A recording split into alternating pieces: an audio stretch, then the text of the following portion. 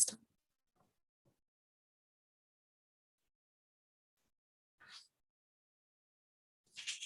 Hello and good evening. It is my pleasure to welcome you all to today's webinar by SBI and BusinessLine on the theme, How Banks Can Boost MSME Growth During the Pandemic. As we can all see, all forms of activity have been impacted by the COVID-19 pandemic over the last 18 months, and its economic repercussions are visible to everyone. In fact, in just an hour or so from now, we will be getting official GDP data for the first quarter of the fiscal 2021-22. That should give us a better picture of the impact of the second wave of the pandemic on the Indian economy. The micro, small and medium enterprises sector, or MSMEs, contribute about 30% of India's GDP and are the largest employment generator in the country. They have perhaps been the worst affected by the pandemic's damaging effects. While the government has taken a number of measures to help the sector, it is still recovering from the second wave, and there are concerns about a looming third wave and how that will play out.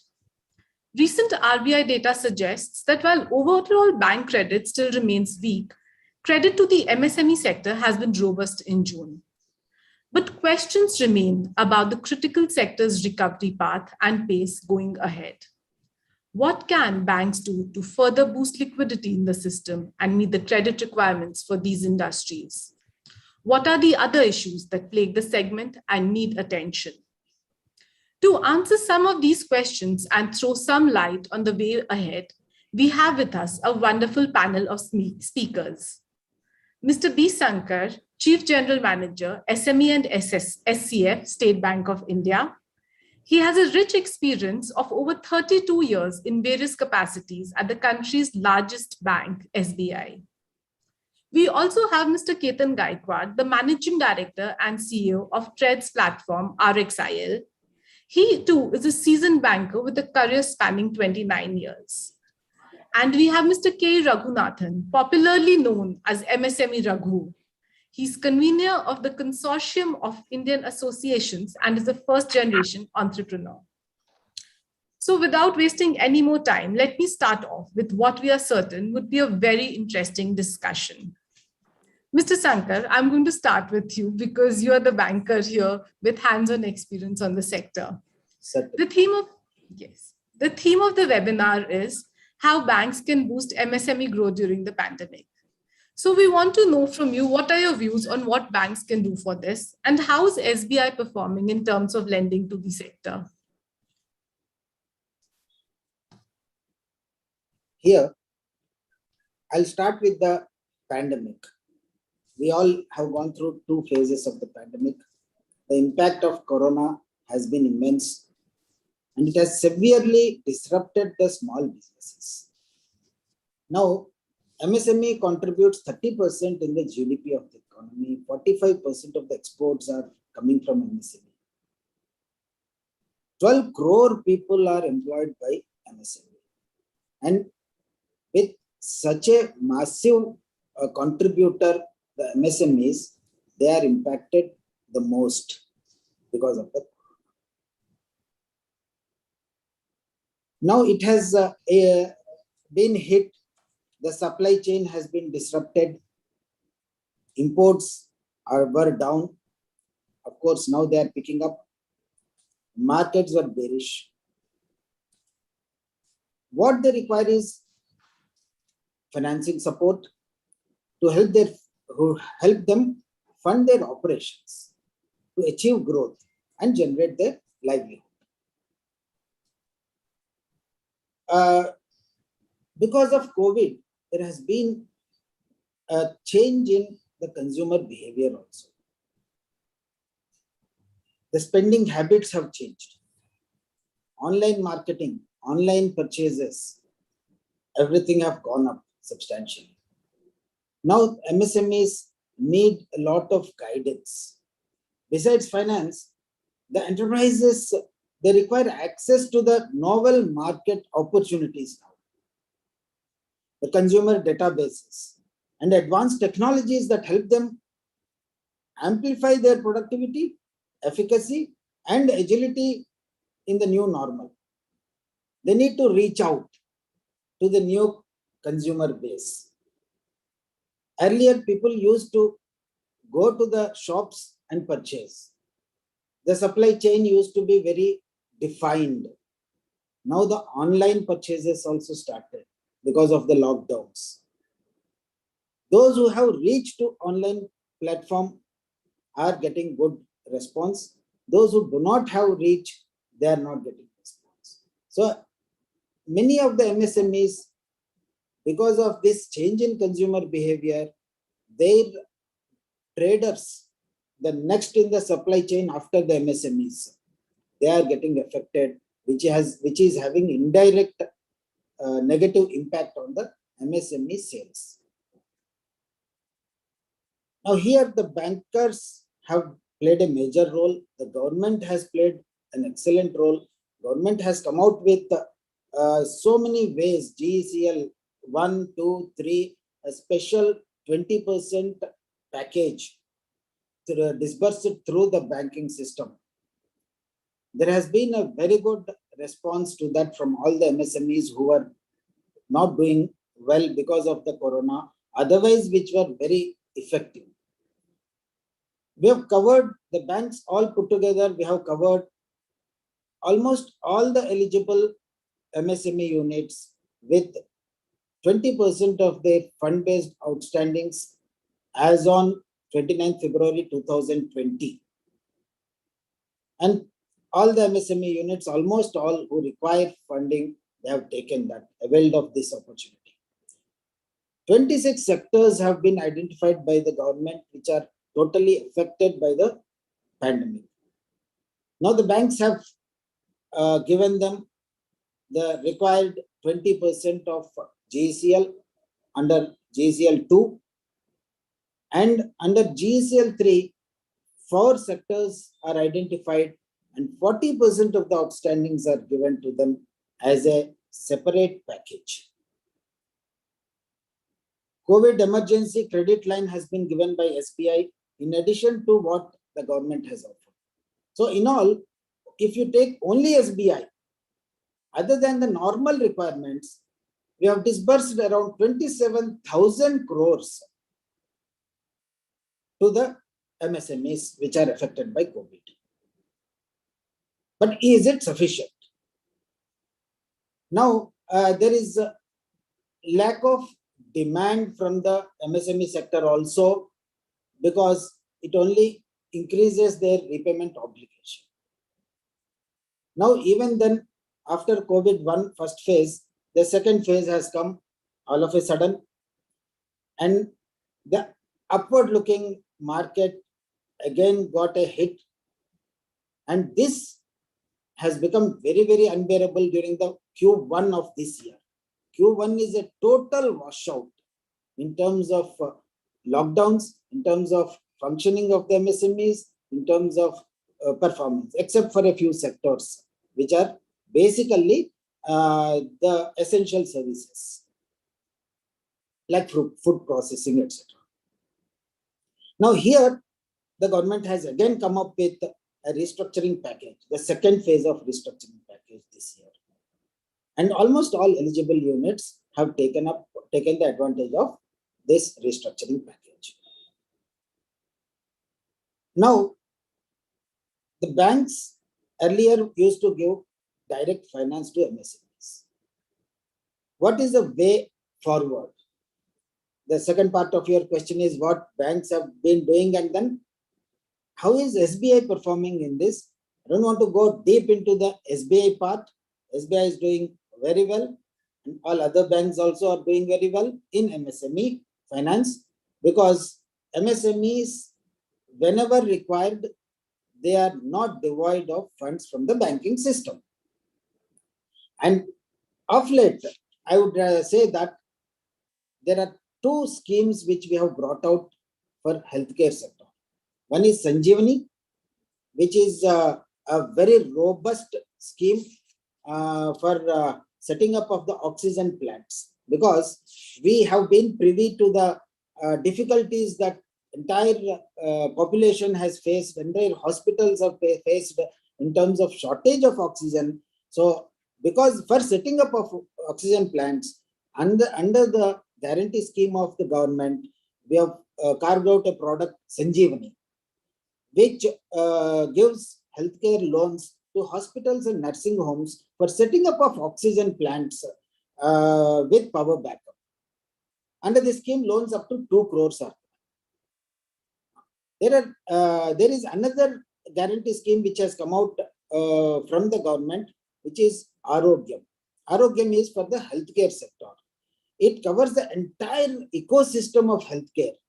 Entire healthcare ecosystem is covered under this, including setting up, expansion, modernization of nursing homes, diagnostic centers, pathology labs, equipment finance, manufacturers of vaccines, ventilators, primary medical devices. Everything is covered under the gamut of healthcare services. This is mainly for non-metro centers. 8 metro centers are identified by the government. Other than these metro centers, now the government wants the banking sector to go into the tier 2, tier 3 cities to provide medical infrastructure. This is one of the best things that the banks are doing now, and State Bank remains the pioneer in this, leading from the front. And here the loans are at very fine rates of 7.9% and up to 100 crores. The loans go up to 100 crores. These are the new products under which State Bank of India is cruising through the pandemic age. Of course, God forbid, phase 3 should not come, but the preparatory work has to be there. Healthcare sector has to be strengthened. Regarding the other MSME units, mainly export units are being supported by all the banks, and State Bank also is not a any far behind. State Bank, in fact, has been in the forefront. And in the small MSME sectors, we have redesigned our products, and mainly we are focusing on digitization of delivery platform. The processes have been simplified, the processes have been digitized, so that we can focus more on the shorter TAT, the turnaround time, and providing the entire gamut of MSME sectors. Another area in which State Bank of India is focusing is on the supply chain management. Right from the vendor finance to the industry majors, to the dealers and retailers, and finally to the consumers. The entire ecosystem of supply chain management is being taken care of. We have devised various products suiting various types of requirements that the industry majors in the supply chain management, in the supply chain cycle require. And we are going ahead with whatever the requirements are. These are the financial highlights, ma'am. And what we are planning is there are various products like ABL, which is given on a loan against property, whose balance sheets are not robust, who do not have financial discipline to that extent, but who requires funding. And we have balance sheet based finance, we have cash flow based finance. So all sorts of requirements of MSMEs, right from the artisans to the medium and small entrepreneurs, all the requirements can be met by the bank in various sectors.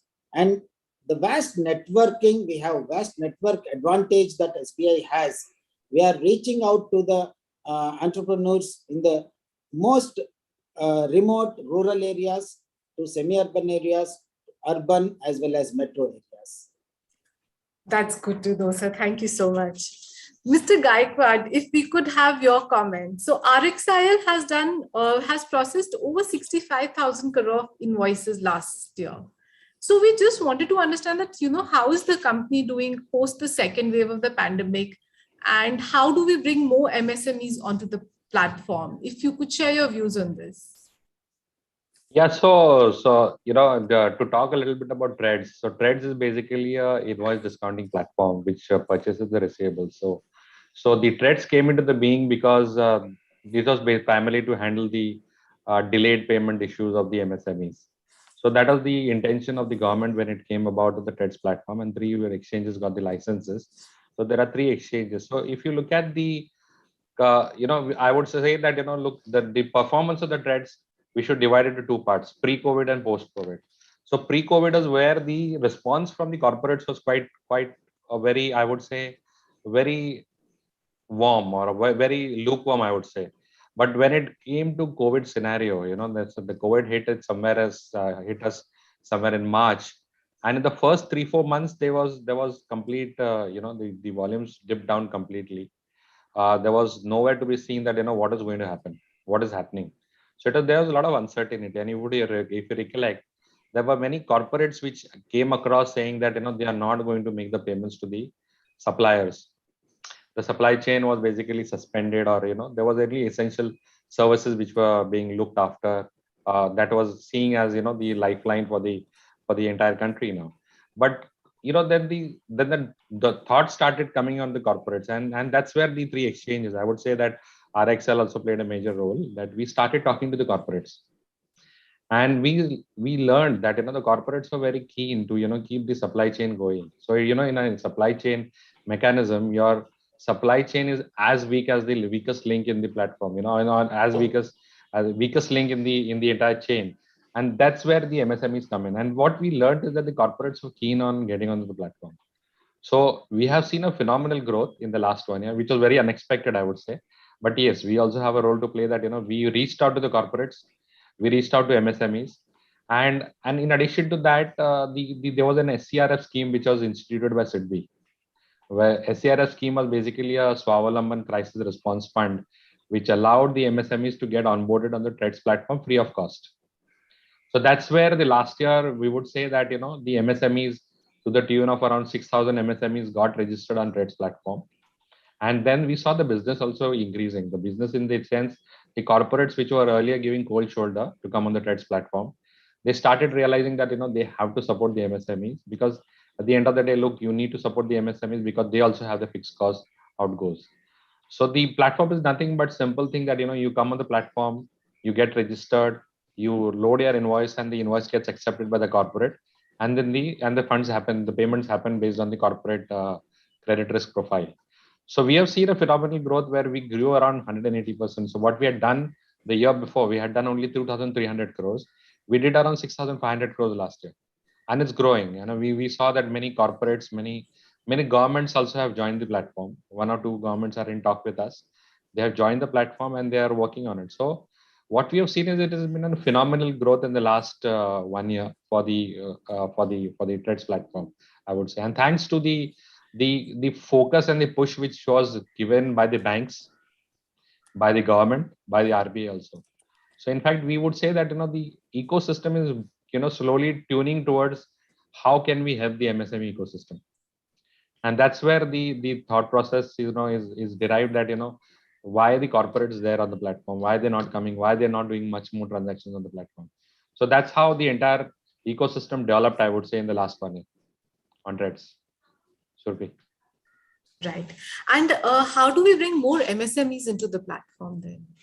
See, look, there is very much a need for getting the MSMEs on the platform, because there remains a scenario where the MSMEs are not aware of the Threads platform, how the Threads platform work. So it is very important that like webinars that they like these help us in reaching out to the corporates, reaching out to the MSMEs, so they can get registered on the Threads platform and they can start working on it.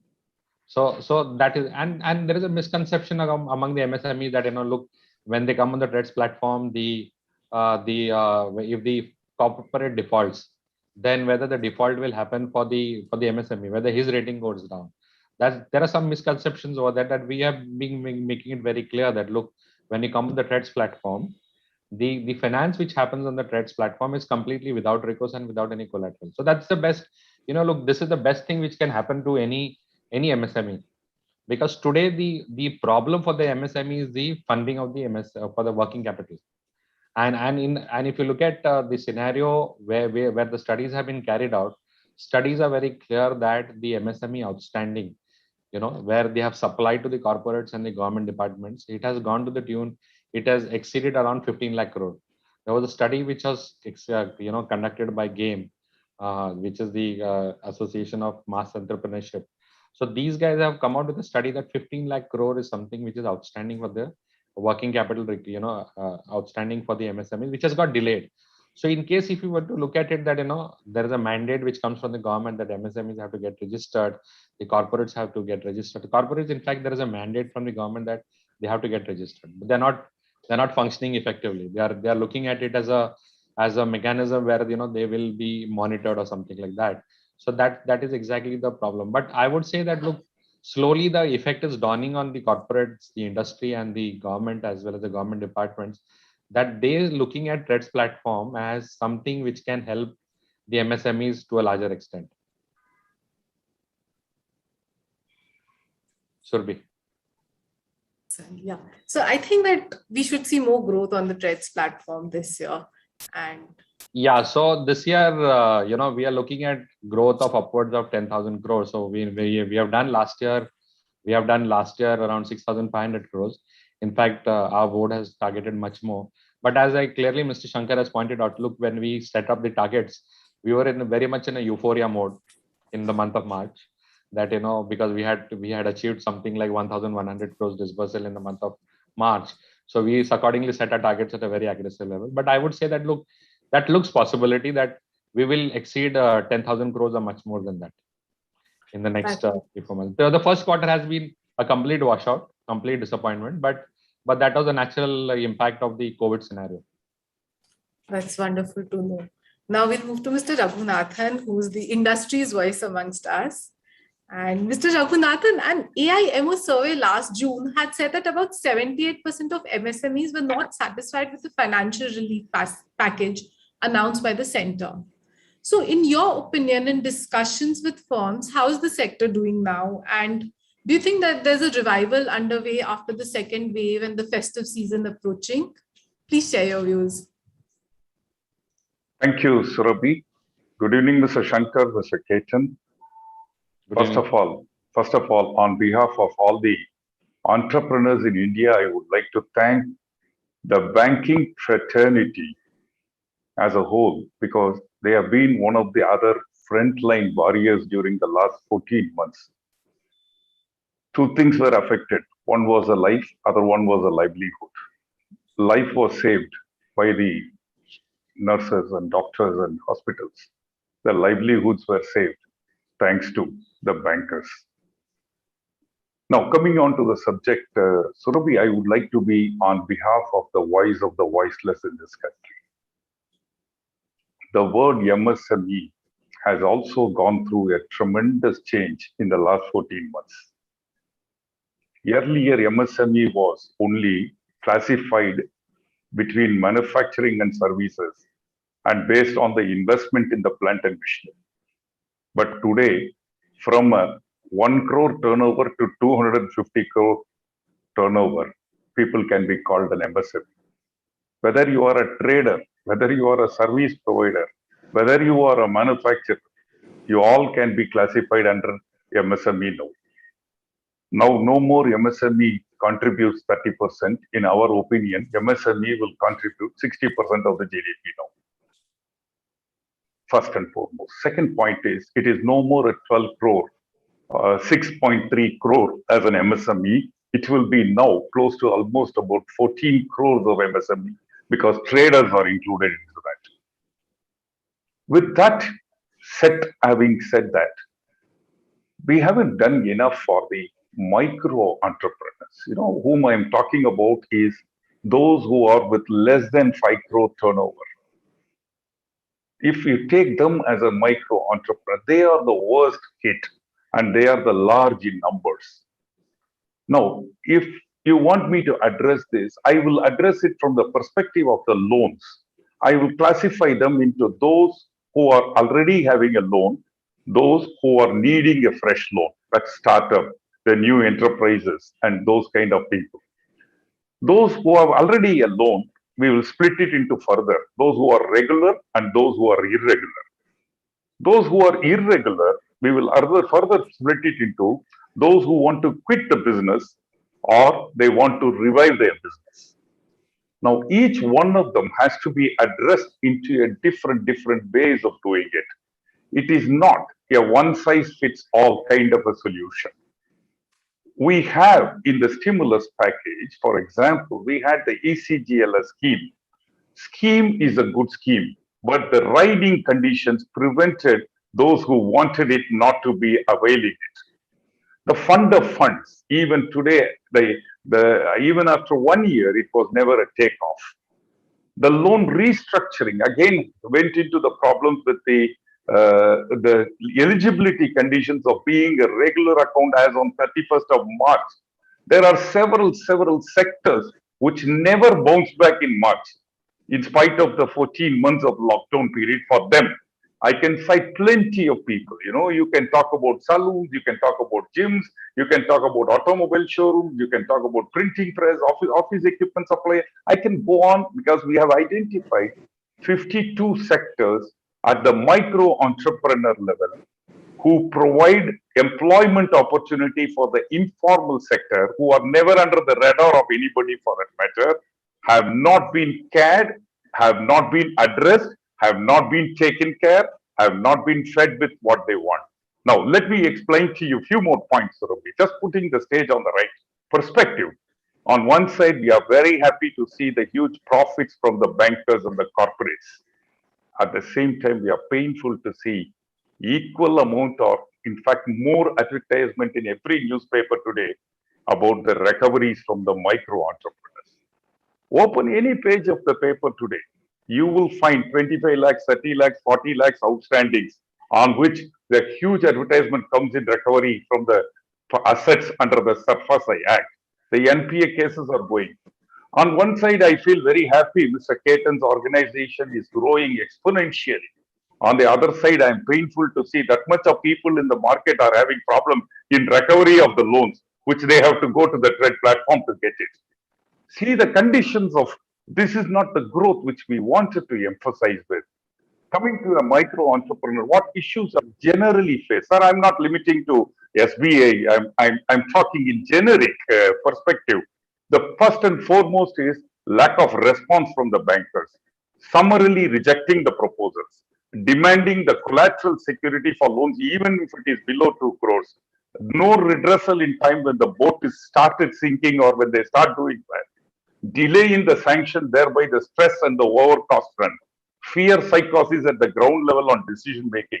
We have seen many times the bank manager who has a relationship with the clients, who wants to do it but unable to do it because of the policy or because of the fear of being questioned later on. The exit route honor, the cost of the loan with the interest burdens, the dues and the debtor funding, the GST, customer outstandings, ratings by the bankers, incentives for the proper services. If somebody had paid their loans, there is the incentive. Takeover of the facility like a SIM card transferability must be allowed, whereas we are now allowing not to have more than one account from the bank holder. The world is changing on the other side, but the banking system has not changed. We are today talking about digital banking. I don't see any bank coming out with a 15-minute role by individual banks. Why should there be a collective 59-minute loan system by a third party? Each bank could actually come out with a 30-minute loan sanctioning. Why can't the bank come out with a friendly networking between their customers? Suppose I run a company, I bank with SBA and I supply to somebody else who is also banking with SBA. Can the funding be common? Instead of two people taking the loan and running the businesses and paying the interest to the banks, can we network?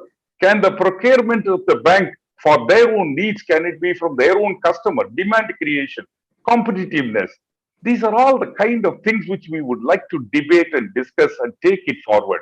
We can't pat ourselves. On one side, I'm very happy that the economy is reviving back because any spring which is compressed, when you leave it, it has to come back to it will take a longer length and then only it will compress to a shorter normal length.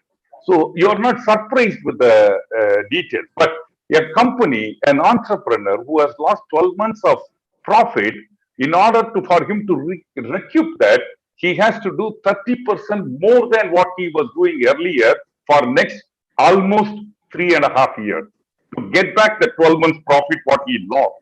This is a simple system, but you can't say they have revived back. You can't say they have got back.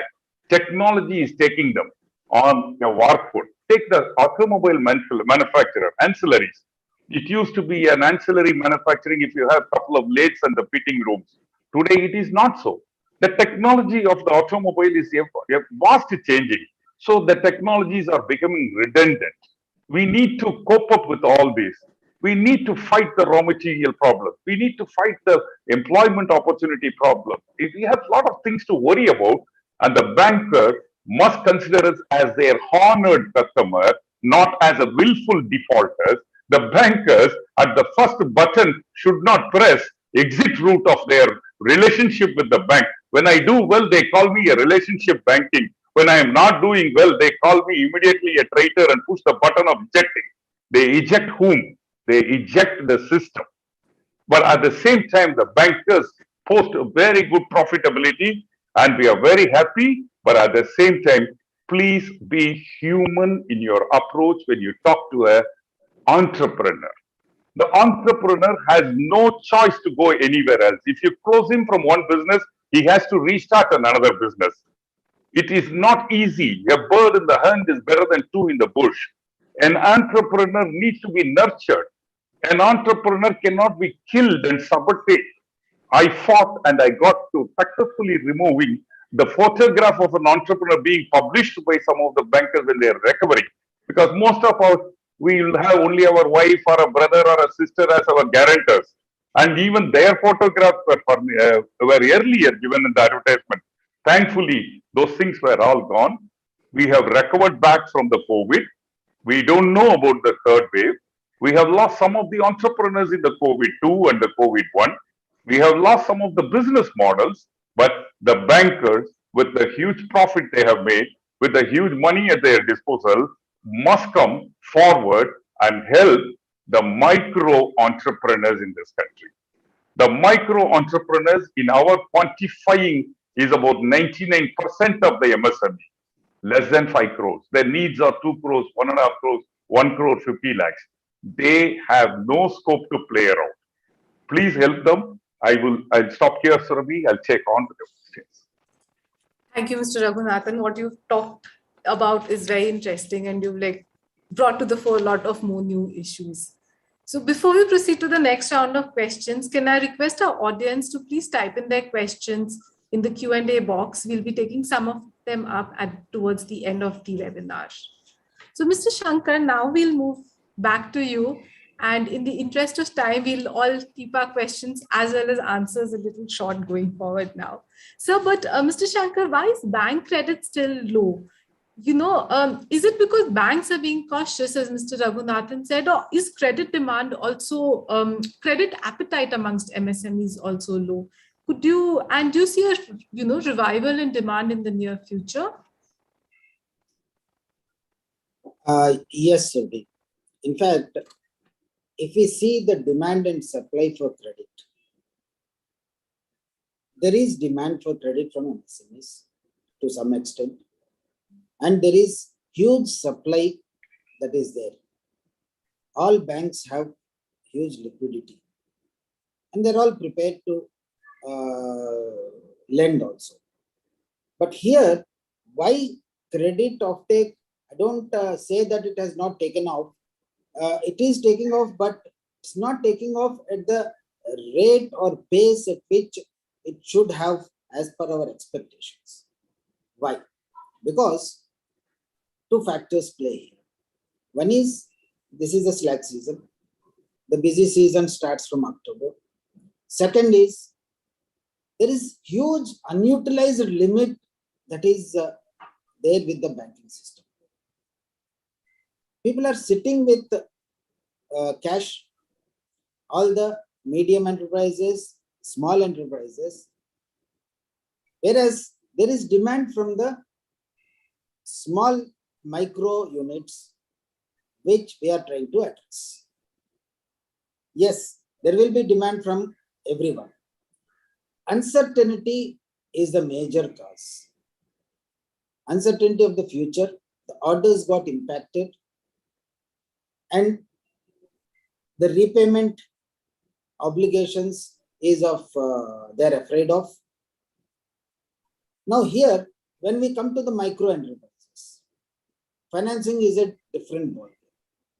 Now in our country, the banking system was not taking care of the micro enterprises because of the books of accounts. These are the units which do not have like a habit of maintaining books of accounts, because of which major lenders were NBFCs. Now this is the area where State Bank of India is furrowing into. GST has come in handy. Whoever is paying GST, we are in for like finance. Cash flow based financing has come in, so that the balance sheets, 3 years of balance sheets, loss making, profit making, all these can be done away with, especially in case of small loans. And the Kirana, the lowest rung of the supply chain management, which is actually in need of money. This is now our focus. Now, if we go into the numbers, almost 60% of our financing was to the small scale industries and small entrepreneurs. Number wise, more than 60%.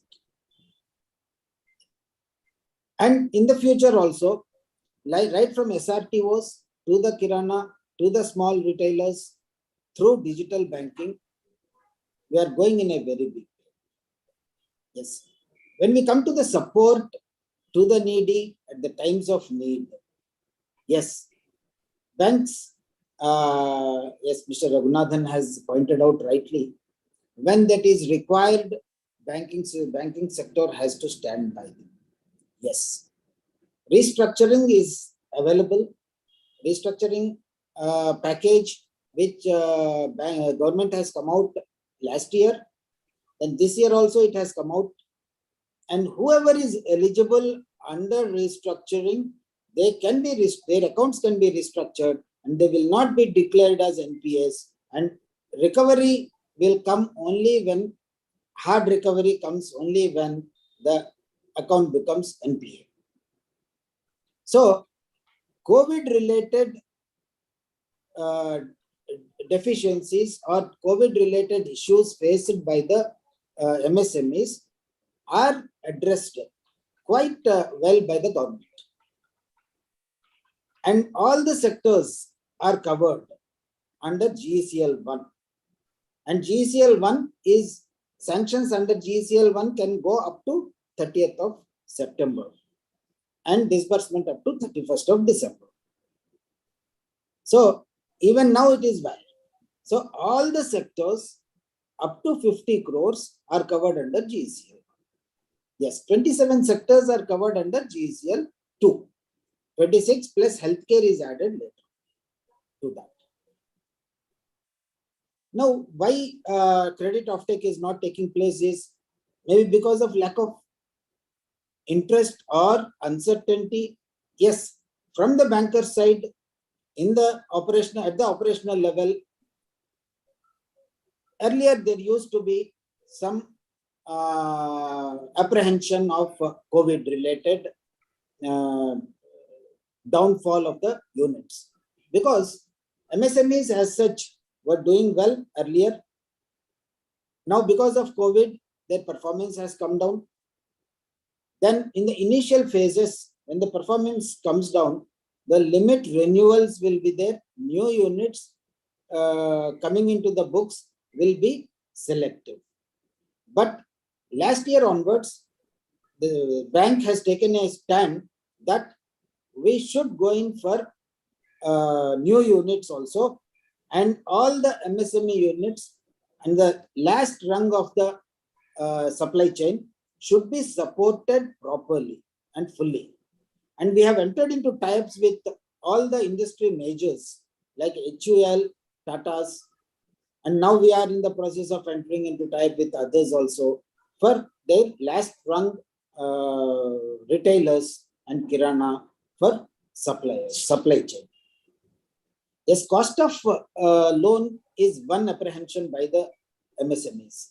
See, when you borrow at the times of need, they think of repayment. They fear of repayment.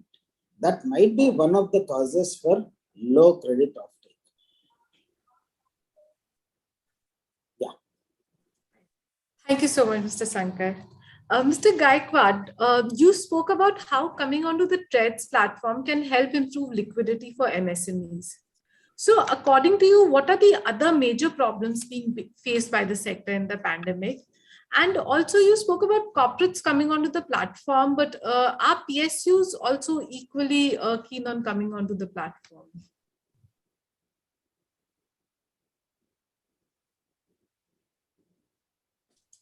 Sir, you're on mute. May I request you to unmute yourself? Yeah. So thank you.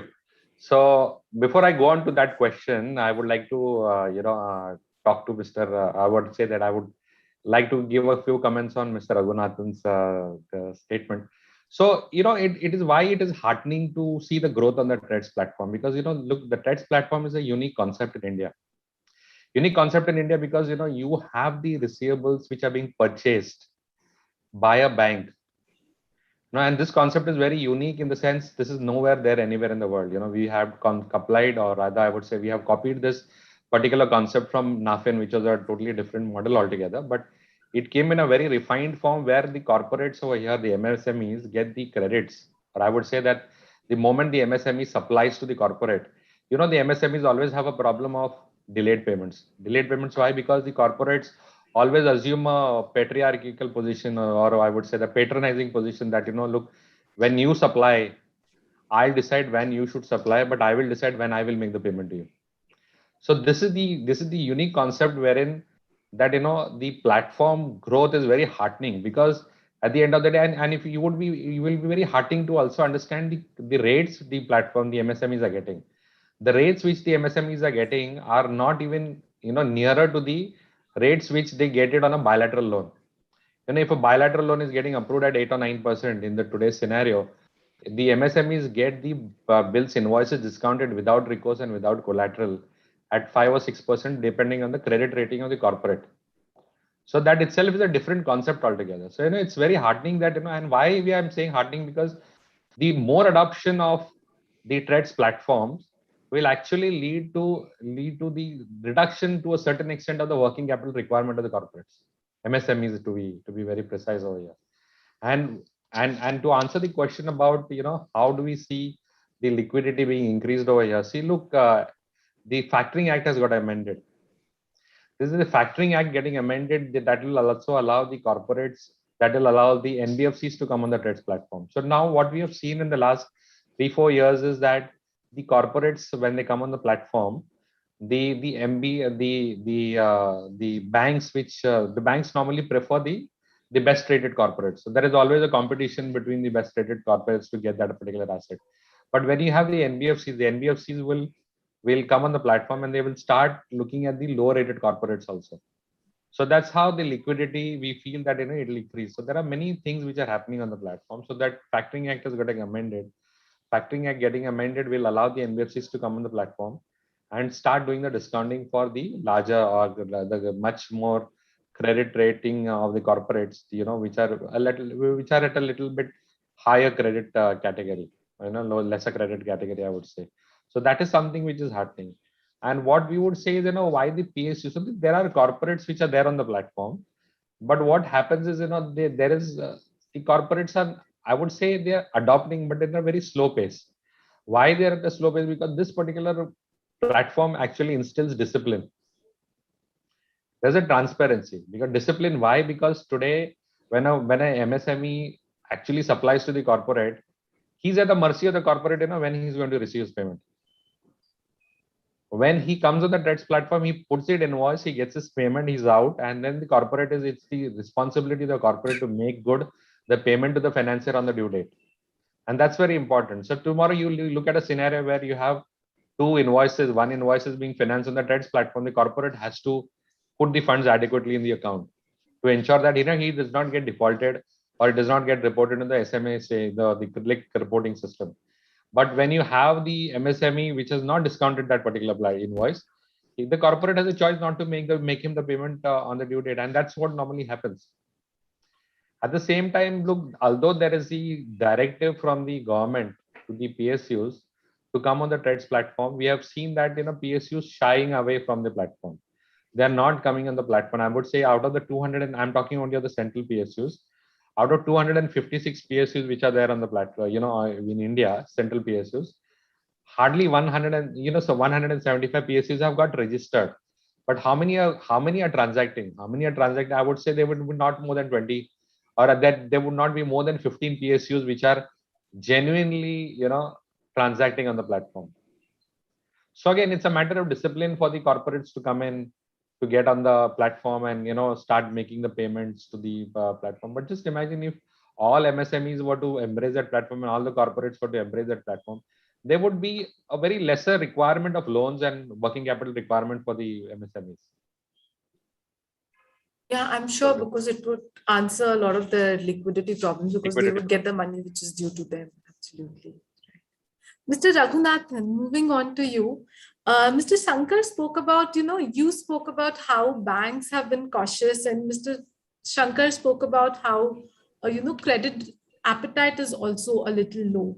So, in your opinion, do you think that because of the pandemic, the lack of growth and expansion opportunities for MSMEs, and also is liquidity the only issue for the sector?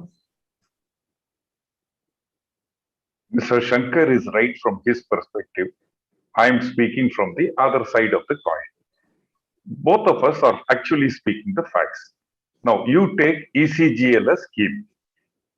I have never said it has not delivered anything good for anybody. I have only said it has served purpose of only about 50 lakhs MSMEs in the country.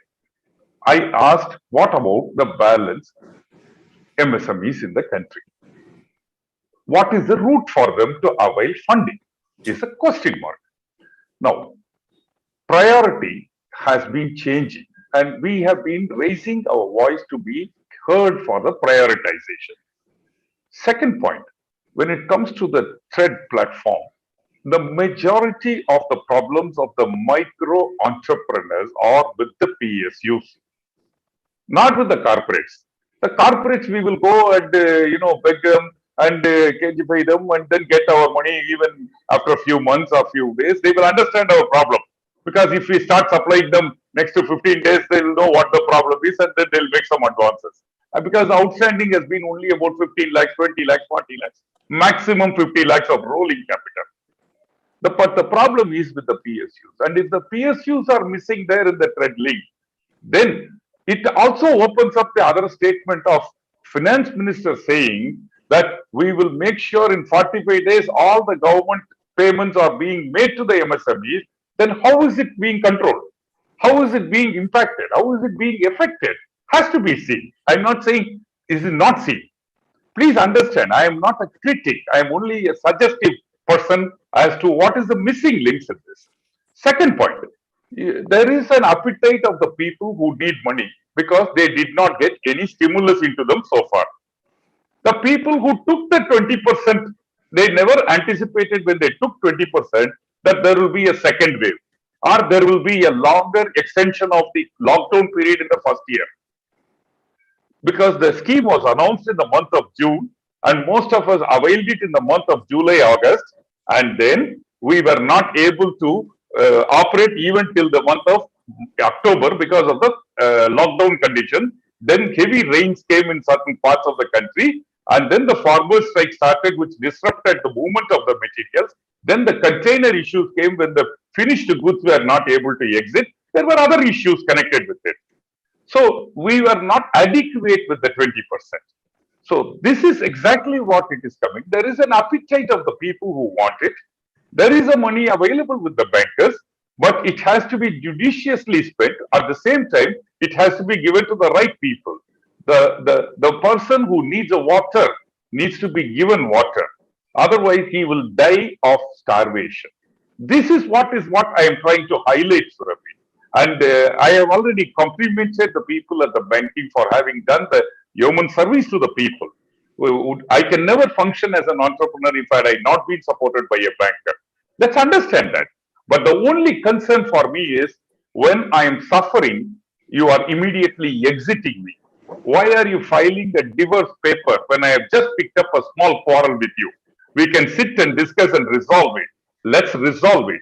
Why do you want me to go to your trade platform and file a complaint to recover my money? And then you call me separately and fire me for having filed it through the other platform. We need to have a reconciliation, and that is what the trade bodies must do. You are more dependent on civil score. You are more dependent on the profit and loss balance sheets. You are more dependent on the business model, which I myself will not know. You wanted me to restructure, Mr. Shankar. But how do I restructure when I did not know whether the third COVID will come or not? How will I restructure? I'm talking the restructuring opportunity came to us about 4 months back when the COVID-2 was not available. How will we function that? How anybody would have expected that?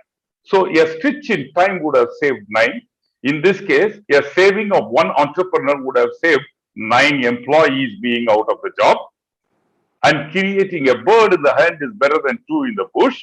I can go on and on and on about the entrepreneur because I have been a first generation entrepreneur 36 years in my life. I have had one company, one product, 36 years running the company. So obviously, I was also selected as the best small-scale industries by the country. I have gone through 3 times at the debt recovery tribunal. I have availed every facility what one could have availed. Whether you call a gold loan, whether you call an auto loan, whether you call a personal loan, whether you call a property loan, whether you call a CCC limit, whether you call a packing credit, whether you call a bill discounting limit, whether you call a term loan, I have availed everything. But I am still a relationship banker. I enjoy doing business with the bank. We fight and quarrel, but at the end of the day, we put the hands on the shoulder and walk. So the question here is, please give an honorable exit to an entrepreneur if he wants to scoot and restart in a different format, because it's very difficult for him to survive otherwise. That is all what the pleading was in this today's meeting, because hundreds and thousands and lakhs of entrepreneurs are today suffocating. You see the comment box here between you and me, all of us can see the question and answer. 80% of the questions are either they are ignorant that such a facility is available, or they don't know what to do, or they don't know they are being denied of their rightful needs from their bank what to do. This is what is coming. And this is where the concern is, and this is where we all must address. And I'm sure Mr. Shankar will be very happy when he retires in his life, having left behind a couple of thousands of entrepreneurs going as a unicorns in his life. That can happen, Mr. Shankar, because your seat has given you the powers to make that entrepreneur flourish. And I'm sure Mr. Ketan will be most happiest man when he leaves that seat, saying X number of crores of disputed amount has been settled by his hard work. I think this is what we are looking for. I would be happy to retire as a businessman when I have created wealth for my people. And my people are my customers, my staff, and my life. This is all what we are looking at, not just one side and say K-shape recovery or V-shape recovery or IPOs or unicorns or foreigner coming here or digital empowerments. This is not what is going to lift us. The street smart entrepreneur is going to lift us. Will you have your next generation become an entrepreneur? The question is, 80% of the first generation entrepreneur like me, we will say no, because the painful life we have gone through. And we have never been understood properly. We have always been understood as a man who is out there to cheat, but honesty was not rewarded. The contributions of an entrepreneur has not been extended to the way it has to be extended. There can be exceptions. Mr. Shankar or SBA can be an exception. I have no problems. But that exception should be the odd man out, not the good man out. Thank you. Thank you so much, Mr. Raghunathan. You brought about very interesting points and very interesting how you spoke, about how, the second generation may not want to be an entrepreneur. So without much delay now, I think we'll take some questions from our audience who've been very interested in the discussion. So I'll start with a question from Arya A, who's asked that what are the options and eligibility for collateral-free loans for startups? If we do not get timely response from banks for these seed funds, whom can we approach? Yeah, regarding startups, we have a policy of financing startups, but it has not taken off that much because of various factors. Now, up to 2 crores, the collateral-free loans under CGTMSE are given. And it is very simple. We have tied up with, as rightly pointed out by Mr. Raghunathan, with PSB Online. There, the customer interface is also available. The customer has to just apply from the portal, PSB 59, online PSB 59. Then it will be passing through various verifications, and in principle, if he clears all the verifications, then an in principle letter will be issued, and with that letter, the branch concerned which he opts, or the bank and the branch, they will approach him for further processing and documentation. He has to choose a bank, he has to choose a branch. Right. Thank you so much, Mr. Shankar.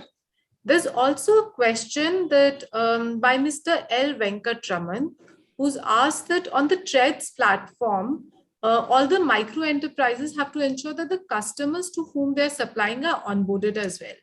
But he says that there's a huge gap in this regard. So, Mr. Gaikwad, would you like to speak on this? So you're muted again. Yeah. So see, the primary requirement for getting onto the TREADS platform and starting the function on the TREADS platform is that you should get registered first. That is MSME, and the corporates also should be registered on the platform. So then the agreements are signed with all of these people. So what we are currently doing now is that look, there is much more awareness about the TREADS platform. So what we are saying, when an MSME comes to us and says that look, whether the corporate is he registered with you? First of all, let us be very clear. It's mandatory for the corporates now, after the 2018 circular, which was there, that all the corporates with turnover of 200 or 500 crores and above have to get registered on the TREADS platform. So what we are telling the corporates or the MSMEs is, you get registered first, which is free now, and then you can give us the coordinates of the large corporate also, or the PSUs also. So we can try to get them registered. And then that's how the transactions will happen. But if the corporates are not registered, the transactions will not happen. But yes, we are making every attempt to reach out to the corporates. In fact, the MSME secretary also in the last August has written letters to the corporates as well as the PSUs to get registered, and not only get registered but start transacting on the platform. So the answer remains that if the corporate is not registered, if you can get yourself registered first, which is free of cost. And then you can give us the coordinates of the corporates. We will ask them to get registered on the platform and start the transaction on the TREADS platform. Right. Thank you so much. There's also a question by Mr. R. Vasan Annamalai, who asks that what kind of incentives are needed for MSMEs for transforming into a digital system with inbuilt accounting, so that this would stimulate credit due to formalization of business. So who would like to take this up? Yeah, so let me since we are in the digital platform, so let me give a shot over there. See, look, the COVID has actually thrown up a big interesting phenomenon. That earlier the digitization was not much accepted by the corporates, neither corporates nor the MSMEs. But there is a huge incentive for the MSMEs to get registered and create a digital trail, the digital background of the history, because that creation of the digital trail actually helps the MSMEs in securing loans. The way Mr. Shankar has very clearly said about the GST loans and the credit history of the corporate, the MSMEs is very important. So we feel that, look, many of the corporates, in fact, many of the corporates or many MSMEs are getting embraced to the digitization. But if you're looking at incentivization by the government, I don't think that will be coming. But actually, digitization leads to a lot of efficiency in the system. And government is also working towards it, wherein with the e-invoicing coming into the play, where it has very clearly said that all the corporates above 50 crores turnover have to start getting e-invoicing done. So when the e-invoicing comes in, obviously it creates a digital history for the MSME, and that helps them in creating, the banks also to take exposures on them. I would ask Mr. Shankar or Mr. Raghunathan to add. This was my I will only add a criticism here, but the digitalization by the government, we know of only two miseries in our life. One is the GST platform which came, robbed the entrepreneurs from their survival. The second one is currently the ongoing income tax portal. We are denied of the refunds. We are denied of filing returns. So both these portals, thanks to the digital movement of this country, has only made entrepreneurs sit with auditors and consultants and advisors for more than half the time of their life every day. I will ask my auditor to tell you how much of a time he wastes attempting to see whether the IT portal has started working or not. Even after started working, then the OTP does not come in time. If the OTP comes after 10 minutes and it arrives with the delayed usages, there are a lot of hitches. So while I totally agree that digital platforms can lead to human interferences and human interruptions or modifications, at the same time, nothing can be introduced without proper checking. Test it properly, do all your studies properly internally, and then give it to us for a field implementation. Not first use us as a testing rats. Then we die. The operation is successful, but the patients die. And the patient should never be an entrepreneur. Again, I speak for only a micro entrepreneur. If you carefully word my speeches, I have never addressed it as a MSME community. Today, MSME community is a much larger. The medium scale and the small scale are no more to be considered for a micro entrepreneurs. So for them, it is not possible. A one-man driven organization, a startup driven organization, the digital empowerment has only killed us. Coming to the other market mode of digital platform, whether it is India Mart or an Alibaba, like Indian Alibaba or the Amazon or the Flipkart, I can tell you thousands of cases where the payment issues have come up. I can tell you thousands of issues where the rejects have been instantly returned back to the people without even properness of addressing it. There are issues, but that's one way of today, because the pandemic has taught a digital online platform growth. A mega sales of the Amazon and the Flipkart has been a great success. Nobody can deny that. That's all what it is. We need to be careful. We just can't be a blind follower of digital platforms. I have a take on this. I will be supporting on the side of finance. Now, with the advent of more and more MSMEs, the volumes can be handled only through digitization. Otherwise, it's not possible for any banker, for any banking system to handle the volumes. Digitization helps access to the records, access to the MSMEs, and the quickening of processes, so that finance can be made available to all MSMEs.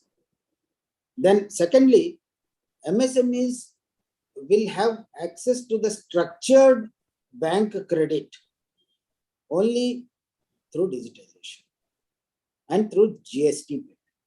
Yes, some MSMEs may have an issue, but eligibility for structured bank credit will come only through maintaining financial books of accounts properly. Otherwise, NBFCs are there to take care of the financial aspect, credit aspect. But under the regulatory framework, the banking system can cater to the requirements of MSMEs only if the books of accounts are maintained properly and the tax structure is adhered to. Teething problems will be there because we are in the process of digitizing the entire processes, entire ecosystem. In the meantime, there are so many teething problems. We have to live by it. And then after some time, I'll give you an example. When a flyover is being constructed, the entire area, locality will be facing hell for at least 2 years. But after the flyover is finished, everyone will enjoy the fruits. Similarly, digitization.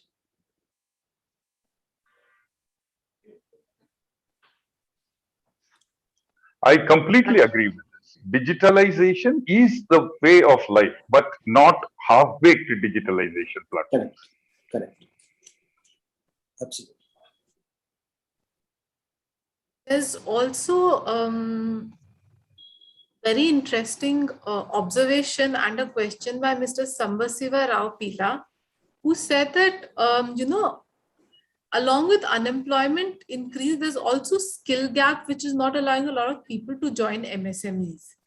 And what is happening is that a lot of MSMEs are unable to repay loans, and these in turn are impacting banks and their NPAs. And so he's saying it's kind of a vicious circle. So, what kind of an answer, solution can there be for this? This is a much bigger question, but yeah.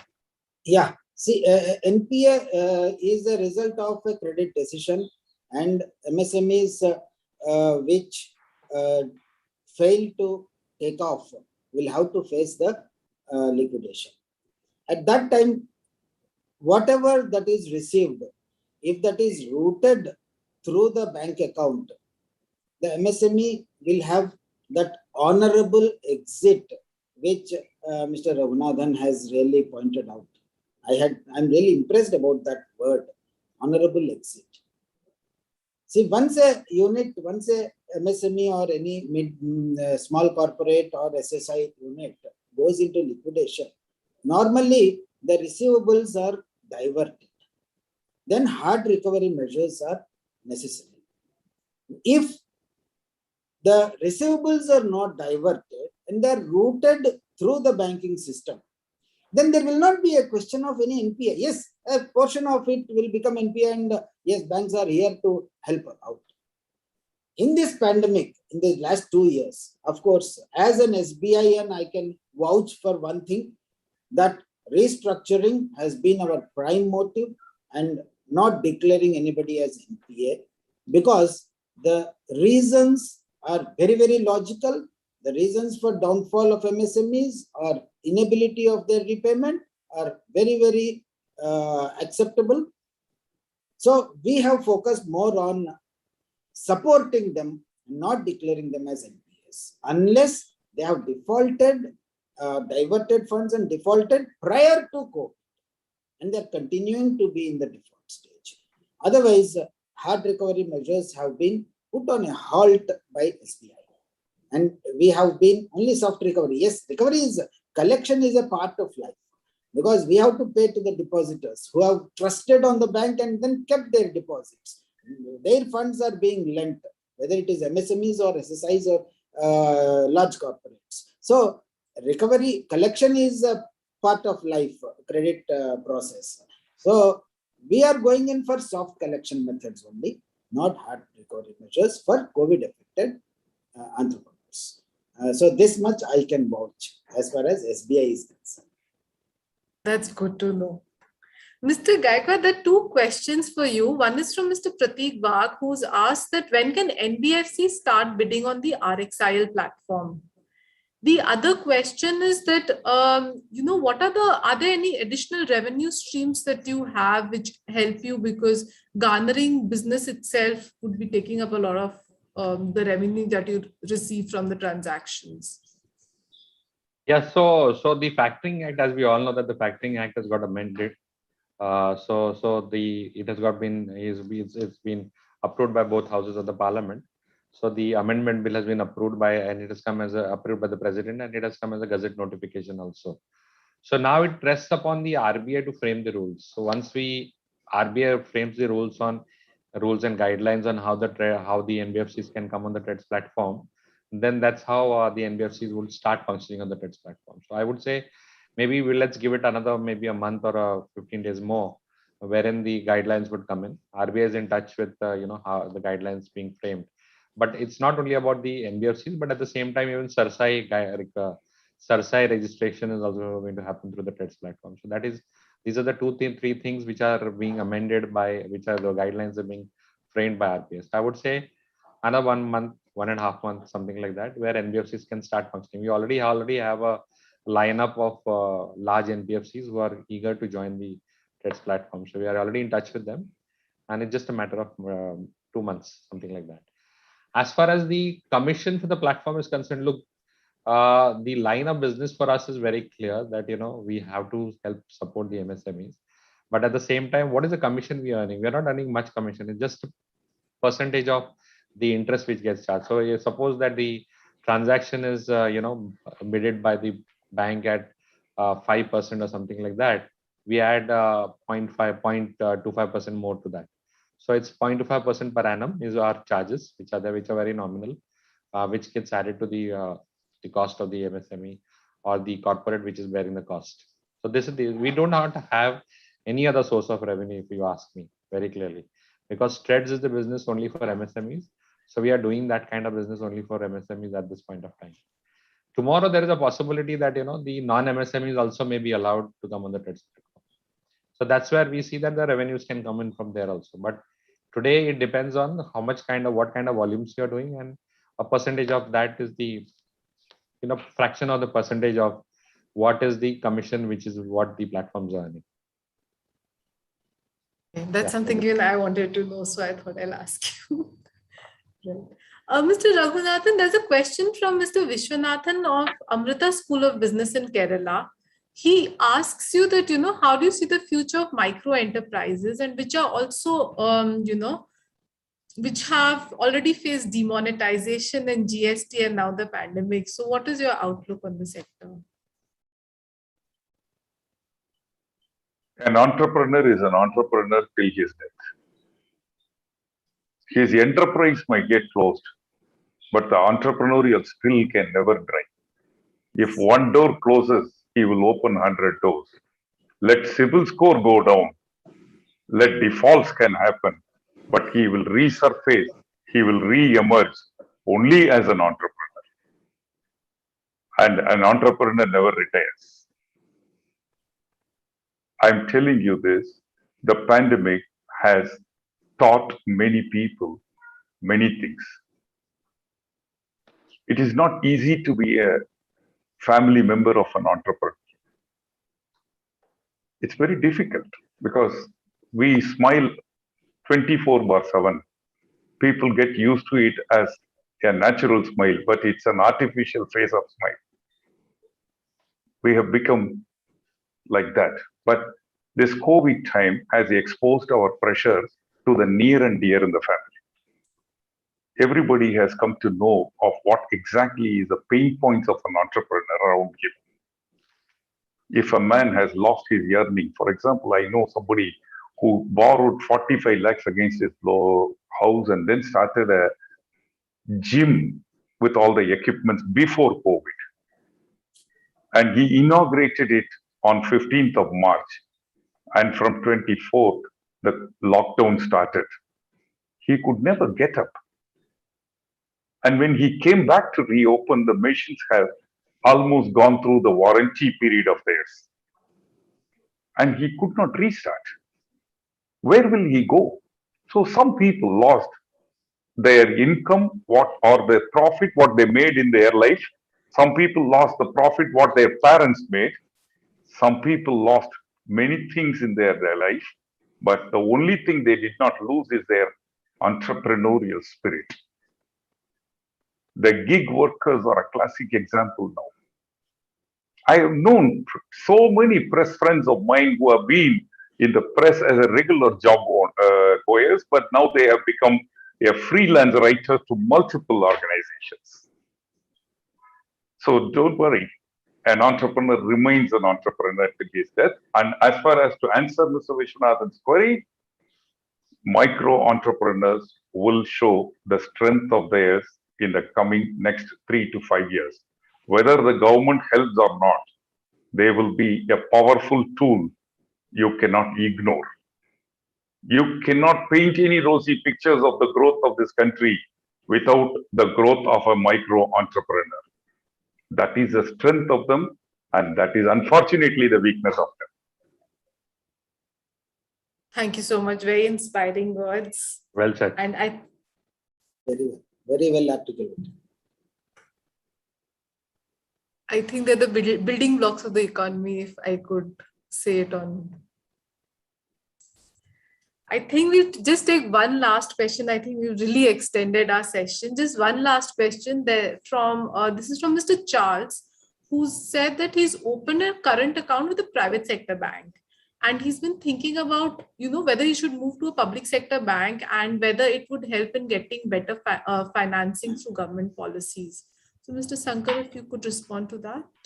Yeah, it's his personal preference, which banker he wants. There cannot be a prescription for that. And he's always welcome to SBI. Thank you so much. And I think this has been a really interesting session. Like, even as a journalist, I've got to know so much. And yes, sir, please. Surabhi, I just wanted to conclude one point which I thought I must share here. When I was going through with my banker, I didn't want to name that banker, but at the topmost level, like Mr. Shankar is, I was at the age of 55. And when I went to him, when we were in a serious setbacks, I told him, sir, do you want me to tell my children and grandchildren when I see you after 10 years somewhere in a temple that here is a man who closed my enterprise? Or do you want me to tell my grandchildren that here is a man who built what I am today? Choose your decision. And I walked out. And he helped me. But for him, I would have continued as an entrepreneur. I salute such officers. I salute such people who think from their heart, act with their brains, and write something which is the fate of entrepreneurs and the growth of entrepreneurs. Thank you. And I'm so glad to be in the company of Mr. Shankar and Mr. Ketan. Thank you, Surabhi, for getting the best out of the voice of the voiceless. Thank you. Thank you so much to all of you. Thank you, Mr. Shankar, Mr. Gaikwad, Mr. Raghunathan. It's been a very interesting session. And thank you so much to the audience for posting such interesting questions, I would think. And thank you to SBI, which was the sponsor of the webinar. Any closing comments, or should we now wrap up the session? Yeah, wish all the MSMEs a safe year ahead and a very prosperous year ahead, coming out of all their glues which they have been facing for the last 2 years. Let's hope everything ends and comes to a very satisfactory end, and we start again a new leaf of life. Yeah, from my side, I would like to say that, look, it has been a great opportunity for us to come and speak, and very great opportunity to share the stage with Mr. Shankar and Mr. Raghunathan and share the views over here. But I would say that, look, if there are MSMEs in this particular webinar, I would say that, look, you need to join the TREDS platform. Maybe, not today, if you might be supplying to the corporates or the PSUs, but tomorrow somewhere along the line, you will be supplying. So it is very necessary for you to join the platform, understand what this TREDS platform is all about, and then, think about doing the transactions on the platform. I mean, that's what I would say, because this is something which is very unique to India. And this is something which is going to help the ecosystem in a very longer run. So that's my request, and that's my appeal to all the MSME people, all the proprietors and all the people who have joined this particular call. And I wish all the best because there is always a light at the end of the tunnel. Thank you. Thank you so much. Thank you. Thank you. Thank you. Thank you, sir. Thank you. Thank you. Thank you. Thank you. Thank you, sir. Very interesting. You made it interesting. Thank you. Very All much. of you. Thank you. Bye. Very much. Thank you. Yes.